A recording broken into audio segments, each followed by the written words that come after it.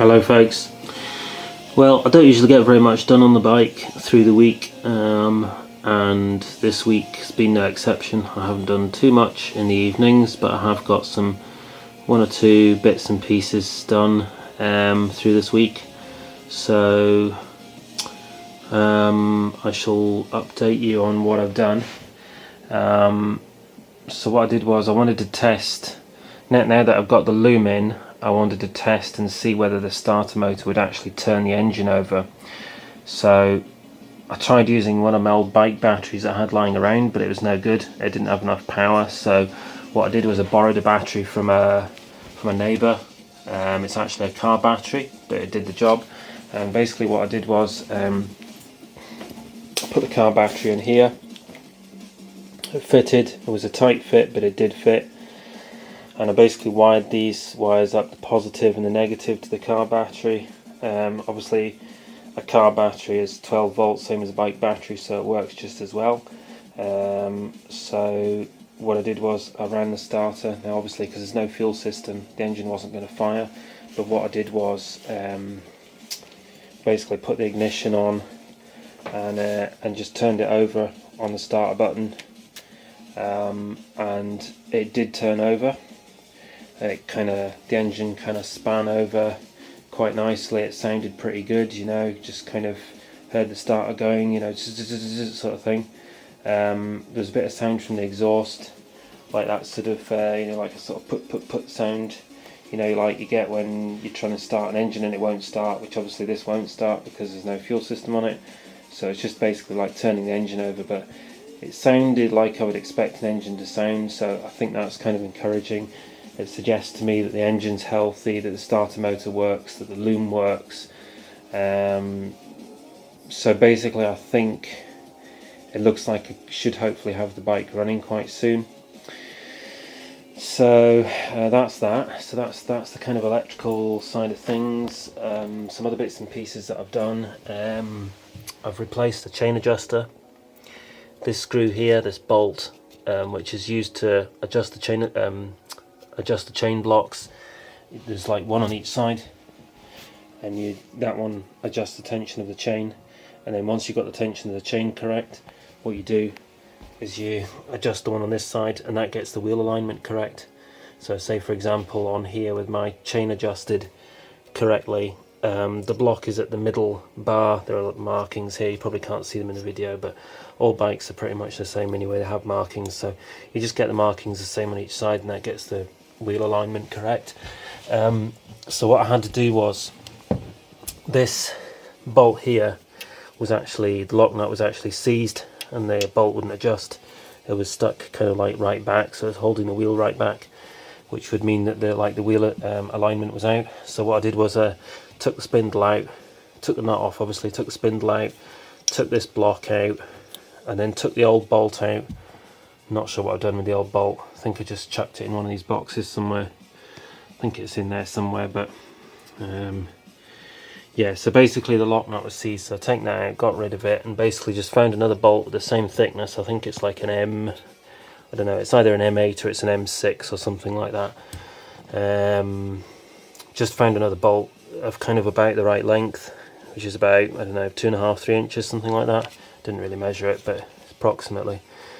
And just the same kind of thread and the same kind of thickness, and then I just found another nut and just basically replaced that bolt, put it all back together again.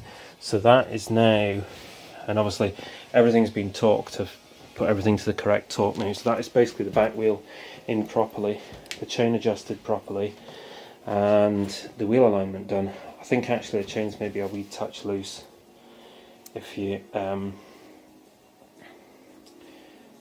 sort of feel the middle of the chain, it's maybe a wee touch loose, I'm not sure. Yeah, I think it's maybe just a wee bit, but the thing is it's good enough to take the bike in for an MOT. So what I can do is I can take the bike in for the MOT with a chain like that, and then I'll maybe just tighten it up a wee touch later, you know. I mean, chains usually stretch a little bit when they're brand new. That's a brand new chain, and usually over the first sort of, I don't know, 1,000 miles or something like that, which in my case is going to be, will probably be a few weeks or something, the chain will probably stretch a bit anyway, so I can just tighten it up then. So that's kind of that done. And then what else have I done? Oh yeah, I put a mirror on.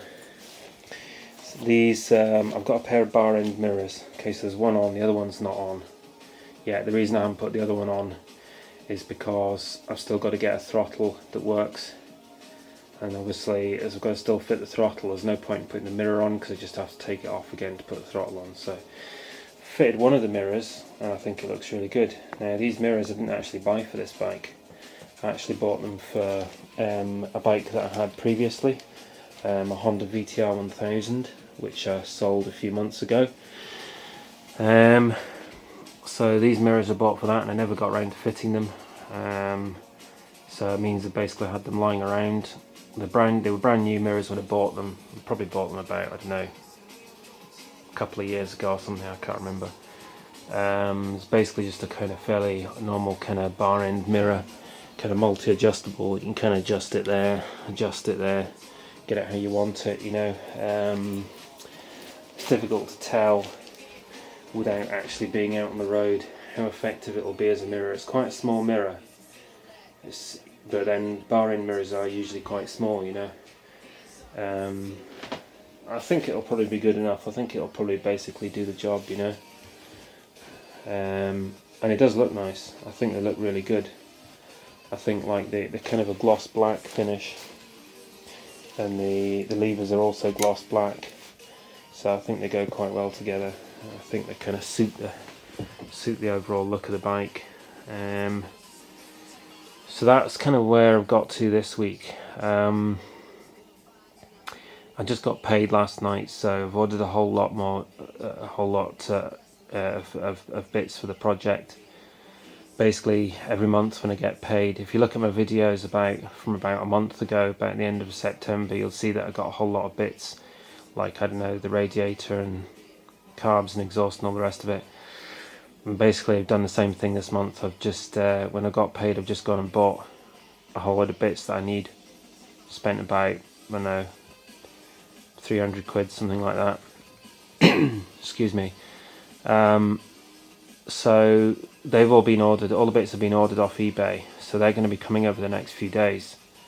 So probably what I'll do is I'll make another video at the weekend about the bits that I've got, and I'll probably also make some videos about kind of installing the bits. Pretty much the bits that I've ordered now are all that I'm going to need for the bike to complete it, to actually get it to a stage where I can put it in for an MOT. The bits that I've ordered include the rear sets. I'd actually bought rear sets before, but they didn't fit, and I think at one point I'd been thinking of making some brackets to make the rear sets that I've got fit on here, and then I decided that I can't be bothered. I'm too lazy and stupid to do that, so basically I've gone and bought another set of rear sets that are just basically just going to bolt straight onto the bike. So once I get those, I can get them on, and I can also get the rear brake done. What else have I ordered? I've ordered a battery. I was originally going to use one of the batteries that I had lying around, because I've got quite a few old bike batteries lying around. You know what it's like when you've had a few different motorbikes, you know, you always end up with loads of second-hand batteries. So I thought I might try using one of those, but they're all a bit rubbish, to be honest. They've all been lying around and they're all flat as pancakes. I've tried trickle charging one of them, but it's basically pretty rubbish, and that's why I ended up borrowing a battery from my neighbour just to test it. So I've ordered a battery. I can't remember what, I think it was in something or other. I can't remember the make of it, but anyway, I'll make a video about the bits when they come over the next few days. So I've ordered excuse me, and I've also ordered fuel hose because I need to get the fuel system built. So I've ordered some fuel hose to go onto the fuel pump. That's the fuel pump. What else have I ordered? I've ordered a bottom for the tank, because the tank is basically kind of open at the bottom. I had to get another filter and pump, because it's like built into the bottom, but I'll just remove them and use the new pump that I've got. See, there's a great big hole in the bottom of the tank.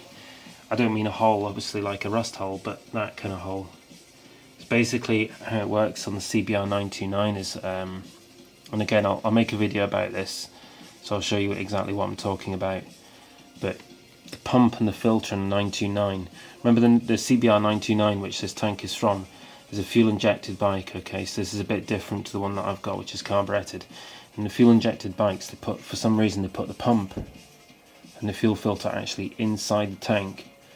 Okay, so it's like a plate that bolts onto there, and it has the pump and the fuel filter side by side on it, joined with a pipe, and then you have a pipe coming out underneath that goes to the I nearly said the carburetors, but of course because it's fuel injection, it's not the carburetors, it's the throttle bodies. But in my case, I'm putting on a bike with carburetors, so what I'm going to do is I'm just buying the plate.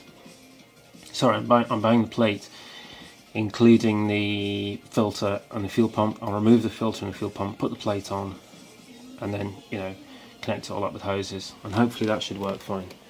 So that's that. Can't think what else I've ordered. All sorts of things I've ordered. All sorts of bits and pieces to get finished off. There's also, I've ordered brackets to hold the fairing onto the forks. I've ordered a couple of little black sort of headlamp brackets to fit this. In a second. Oops. So this is the fairing that I've got. I think I've shown this before in a previous video when I bought it about a month ago. This actually comes with like rubber things that you can use to attach it to the forks, but because I've got clip-ons, the clip-ons, I've got these bits which hold the fairing away from the forks, so I've had to buy brackets, fix it on to hold it out from the front. It's difficult to kind of explain it really until you see it. I've got the bits, and you know, but again I'll make a video about that kind of installation. Try to think what else I bought. What else have I bought? Oh yeah, I bought some bodywork. Bought a front mud guard, and I bought a seat unit and a seat. The seat unit is from a Honda CBR 1100 XX Blackbird, which I kind of like the look of that seat unit. I prefer it to the 5-blade, and I picked one up quite cheap for about 30 quid off eBay. Obviously it's not, you know, going to fit straight on like a 5-blade seat unit would, but I'll just make it fit. Basically I'll just kind of cut it and drill it, and you know, it's kind of like a sleek kind of shape. It kind of goes along the bottom like that, and then the Blackbird, the chassis on the Blackbird goes back like that, so there's like a triangular kind of cutout on the seat unit. But what I'm thinking is, because the Blackbird's a bigger bike than the 5-blade, the seat unit is probably longer than his subframe. So what I can do is, where we've got the triangular bit here, I can just chop it straight off and just move the whole seat unit forward and just butt it up to the chassis, and I think that will look well tidy, because basically you'll just have seat unit all the way to the back like that, and I think that'll look pretty decent. So that's basically kind of where I'm at this stage. So I'm going to try and get some videos up over the weekend. Some of the jobs I might be able to do time lapses, like I don't know what, like maybe fitting the seat unit, things like that. Some of the things might be a bit difficult to put on a time lapse for reasons that I've spoken about before in previous videos. But anyway, there will be some more videos going up over the weekend, so if you get a chance, please check my channel, have a look, and hopefully there'll be some interesting stuff. Alright, well thanks for watching.